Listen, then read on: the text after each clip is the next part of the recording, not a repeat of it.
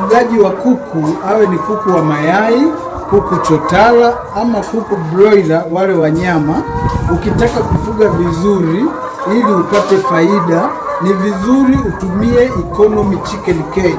Na hizi economy chicken cage ni mabanda bora ya ufugaji wa kuku. Moja, yanazuia magonjwa kwa kuku kwa 80%.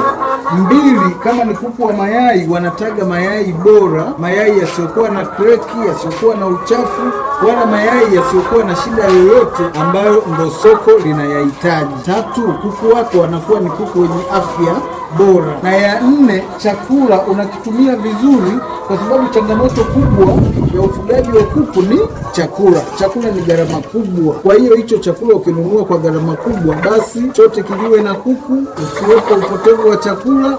Hapo mfugaji wa kuku utapata faida kubwa.